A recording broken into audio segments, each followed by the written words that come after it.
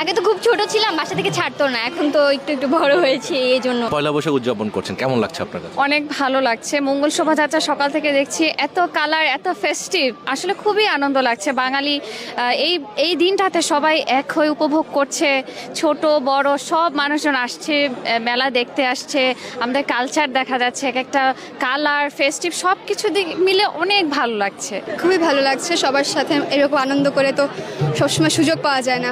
এবারে সবাই মিলে, বাবা মা ভাই বোন সবাইদেরকে মিলে খুব ভালো লাগছে এবারে। একটু আগে আপনি নাচ করলেন, কেমন লাগছে আপনার কাছে? জি, এখন অবশ্যই খুবই ভালো লাগতেছে, সবার সাথে দেখা করছি, খুবই মজা লাগতেছে। আপাতত ইচ্ছা আছে যেন আগামী বছর এরকম সবার সাথে একসাথে মিলে থাকতে পারি। আমার বিয়ের পরে আমার সেকেন্ড পয়লা বৈশাখ, কিন্তু একসাথে প্রথম, তো ওটাই সেলিব্রেট করার জন্য একসাথে আসা আর কি। আজকের দিন আমার স্পেশাল হচ্ছে আমি আমার হাজব্যান্ডের সাথে পয়লা বৈশাখ সেলিব্রেট করছি, আমার জন্য এটা অনেক স্পেশাল।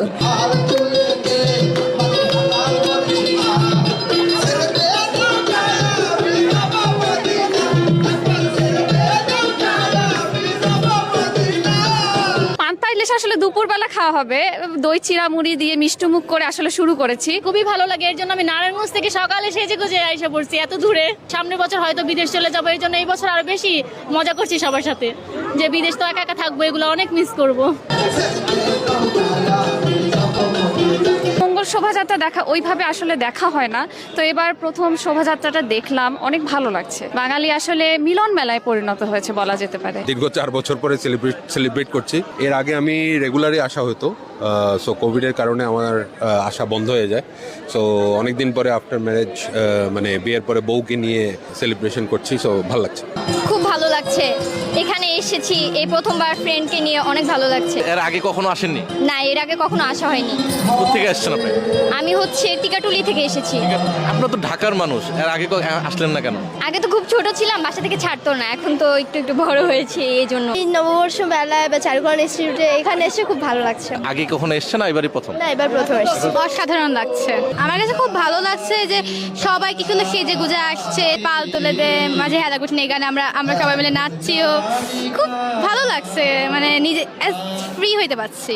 4টা দিন অনেক মজা করে আমাদের গানের সাথে নাচছি এবং সবাই মিলে ছবি তুলছি, দিনগুলো স্মরণীয় করার চেষ্টা করছি, সব মিলে নতুন বছরটাকে আমরা বরণ করে নিচ্ছি। আমার তো এখন দারুণ লাগছে যে আমি আমার বন্ধুদের সাথে এসেছি পহেলা বৈশাখ উদযাপনের জন্য, আমার খুব ভালো লাগছে।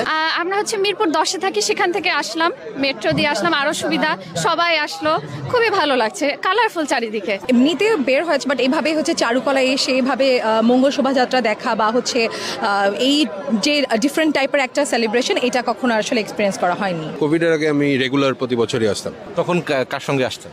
তখন ফ্রেন্ডরা মিলে আসতাম।